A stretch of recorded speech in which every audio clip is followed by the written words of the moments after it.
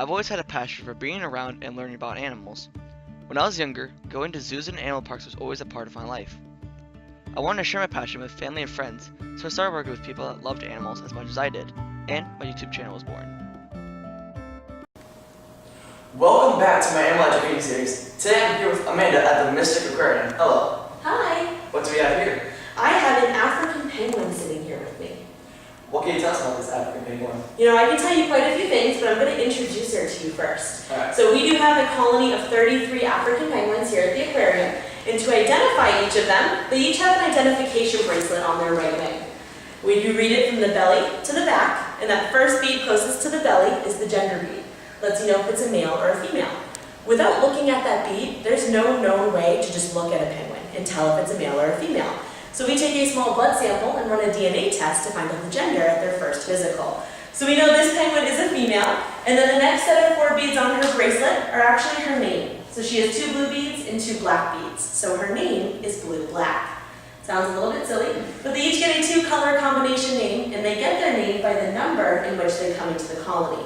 So blue represents the number 4, and black represents the number 6. She was the 46th penguin to ever come to Mystic Aquarium. Wow, that's a lot And of she penguins. was hatched right here.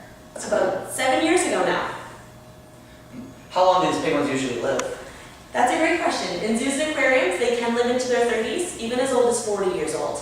Out in the open ocean, it's about 12 to 15 years old on average. Wow, that's a big difference. It is, and there's a few reasons for that. We don't ever put sharks in our penguin exhibit. They don't have any predators they have to worry about. They get 2 great restaurant seafood quality meals every single day, and they probably get better health care than I will ever have. We have on-staff veterinarians who take excellent care of them. And you're saying before this interview about how you kind of train them to get used to veterinary care, this here. Absolutely. And to be used to the keepers. We do train them to participate in their own health care, and we start by building a really strong bond with all of our penguins. So each of the trainers has to build a bond with all 33 of them, and once they're nice and comfortable, we can start introducing different things like a stethoscope, so that when our veterinarians come up, they can participate in their own health care. So if you'd like to help me out with that today, what you're going to do is actually stick those right in your ears. I'm going to go ahead and turn Blue Black here, and whenever you're ready, you can actually place that stethoscope right on her back.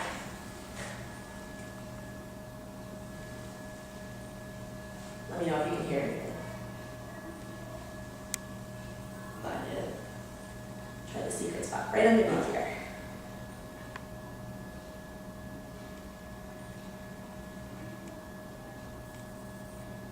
Not yet.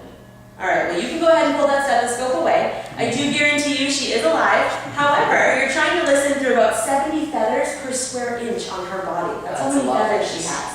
However, what I was looking for in that training session was for Blue Black to sit nice and still, nice and calm, and she did. If she might be nervous at all, she might bite. That nice big beak of hers is her biggest line of defense, but she sat nice and calmly, right? It Yes. allowed you to put that stethoscope on. It showed me that she was nice and comfortable, that she trusts me having that stethoscope come near her with someone that she hasn't met before.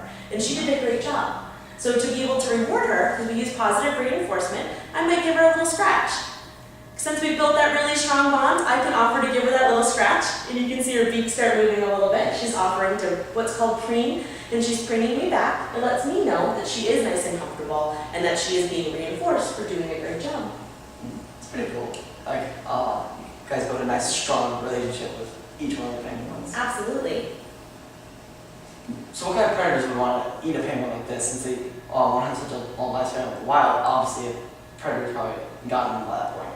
That's a great question, and they do have quite a few predators out in the open ocean. They are native to South Africa and Namibia. So some of their biggest predators are things like the great white shark, Cape fur seals, orca whales, seals, and things that might go after the chicks and eggs on land would be things like kelp gulls or even mongoose, a small weasel type out in South Africa. And they're from Africa, and you said that it's a very nice day here in New England. So we get to see them outside today.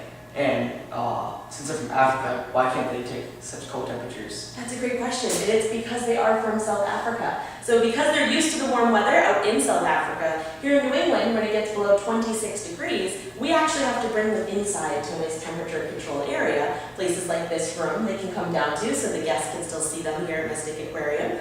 But our backup area is nice and temperature controlled as well. How does coloration help them out in the wild?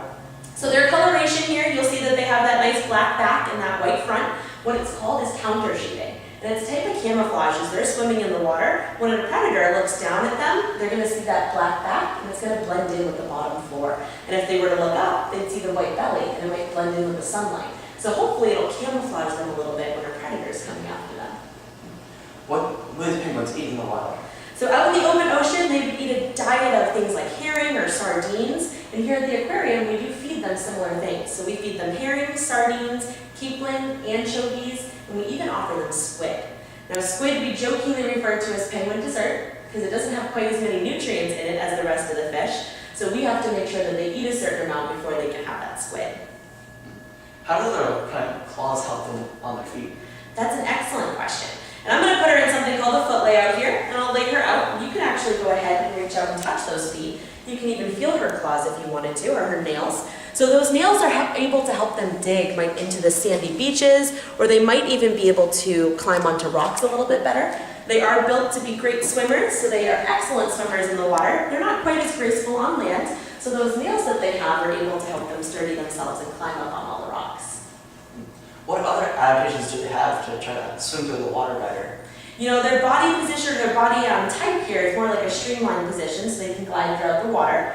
These wings that they have are their paddles as they're swimming, and they're made out of cartilage and bone, so they're nice and sturdy as they're going on. They do have a joint right there in their wing that allows them to be able to turn in the water. But they also have some neat adaptations like really thick layers of feathers. So the feathers that they have, they can actually be able to be waterproof. They have a gland right at the base of their tail, has a little bit of oil in it. They can take their beak, squeeze that gland, and spread that oil all over their feathers through a process called preening. And then see how she looks a little bit shiny? Yes. That's going to make her completely waterproof when she goes into the water. Wow. So no water will touch her skin except for right above her eyes and right on her feet.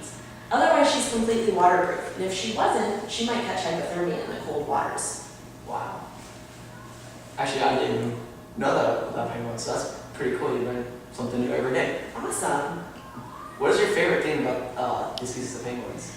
You know, my favorite thing about African penguins are the fact that they are very social and they're very interactive, but they're also very territorial. So they definitely will defend their territories, their mates, and they do build really strong bonds. So African penguins mate for life. Some of our oldest mated pairs have been together for over 25 years. Wow. And then that allows me to be able to build really strong bonds with each of our penguins as well. I bet that really helps with building those bonds. It absolutely does. And building that strong bond, they will be able to trust us, and then we can take them away from the exhibit. We can take them to different encounter programs because we offer encounter programs for guests here at the aquarium, and we can do different educational things like this today. Well, thank you, Amanda, for telling us about these Southern African penguins. You're so welcome. Thanks for having me. And if you guys enjoyed this week's episode, don't forget to leave a big thumbs up down below, subscribe to the channel, and also check out my Instagram @Kosher. And as always, I'll see you next week.